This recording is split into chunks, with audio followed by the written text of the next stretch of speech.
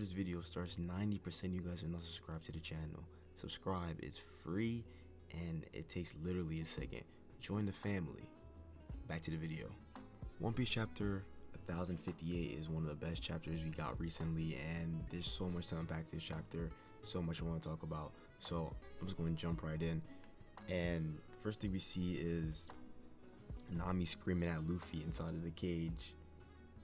She got Luffy locked up in the cage, and Jinbei is trying to tell her to calm down, and Nami, lashes out. And this little joke that Jinbei said that she has Conqueror's Haki when she lashes out on Jinbei, which is funny. It'd be funny if Nami really did have that, but it's clearly a joke. For the most part, it seems like it's a joke. Then we see the little bird come with the mail and has the bounties, and Sanji is all happy to see his bounty. And I'm reading this and I'm like, Sanji, I'm sorry, but you're not gonna like what you see when you see these bounties. We see Chopper get his little bounty, everybody gets his. Everybody has a good reaction. Frankie has a funny one. His picture is not even him, it's the Sunny on it. Usopp is scared because the bounty keeps on going up. Robin's being Robin, just all happy and all quiet. Sanji, on the other hand, is mad that Zoro is higher than him again, and this time Jinbei is higher, which doesn't make sense to me still. Why Jinbei has a higher bounty than Sanji? I think Sanji should 100% have a higher bounty than Jinbei, but it is what it is. And then the classic Zoro Sanji get into a little fight, and we jump straight to the Cross Guild stuff. This is where the chapter gets really good and really interesting. It's cool seeing the Straw Hats interact and do different things, but the Cross Guild stuff is amazing. We see Crocodile and Mihawk holding Buggy by the head, and they hear talking about why the Cross Guild is under Buggy when he knows damn well that it was supposed to be under Crocodile and Mihawk. And I actually didn't know this, because when I saw the leaks when I did my last video, I only saw the bounties. I didn't know that all this stuff happened, so this was all new to me, and this is hype as hell. So Buggy the scammer finesses his way again into a situation that was not meant to be for him, which is hilarious.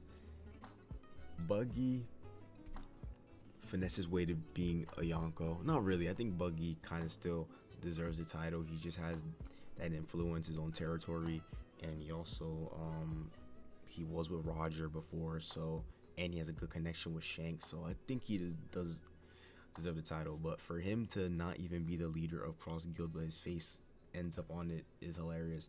So we see Buggy crying. He's asking them to spare his life, and then Mihawk's like, yo, you're probably the first ever Yonko ever to be crying for your life. And then we see the little phone call before where Crocodile and Mihawk are talking about how they should join forces because the Navy keeps on coming for Mihawk, and Mihawk is easily destroying them, but he just wants peace. That's all Mihawk really wants. Mihawk, I think, only really wants two things: to fight somebody stronger than Shanks and just to live peacefully. He literally says that later on, which I'll get into later when he has that conversation with Buggy and Crocodile. Then we see a flashback a little bit where Buggy is about to be taken over when they disbanded the warlords with the Marines, and then we see Crocodile come and Mihawk destroying all the Navy, and Buggy thinks he's fucked. He thinks he's done because he owes Crocodile so much money because his shipments aren't doing that well, so he owes him a lot of money. And then Buggy finesses his way into making Crocodile let him join the Cross Guild idea. He's saying, hey man, I'll work twice as hard to pay off my debt and everything. I'll definitely be serving you. And then Crocodile shows Buggy the flyer, and in the flyer I'm assuming that you guys all saw it. Buggy, he's at the Buggy's in the front of the poster where Mihawk and Crocodile are like on the smaller end, so it looks like Crocodile, he's the leader. So it makes it look like Buggy, he's the leader of the group. But what really happened is Buggy's followers just love him so much that they gonna help themselves but make Buggy the face of it, and Buggy is freaking out because Buggy does not want to be the face of it at all. And then we see the Navy talk about Buggy and how, like I said, Buggy deserves to be a Yonko. We talk about how he has Crocodile and Mihawk now, which is, I think, is already big enough for anybody to be a Yonko. To have Crocodile and especially Mihawk under your same team, yeah, like, you deserve to automatically be a Yonko. I don't care what anybody says. And then we see Crocodile's bounty, which is basically 2 million, and then Mihawk, which is 3.5 billion. Can we just talk about how Mihawk is insane? Mihawk is like right below Shanks. Mihawk is not a Yonko to 3.5 billion bounty with pure what? Just power. Just imagine if he was a Yonko, his own territory, his power, everything. Yeah, he would easily be like, I think, top 5 highest bounties that we've seen, or like maybe even top 3. I think Mihawk is insane. And then we see Buggy finesse his way to a 3.1 billion bounty, which is insane to me.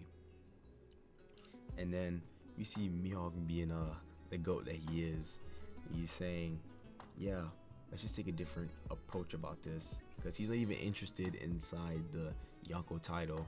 It says like, I really just want to live in peace, and that's really it. That's all I want to do is live in peace. He says they're gonna put Buggy in the front. This is not that bad of an idea, so Buggy could take all the heat while they do what they do in the shadows. Crocodile was like, you sure you want to do that? And then he was like, yeah, like, trust me, it's a good idea. And then Crocodile just agrees.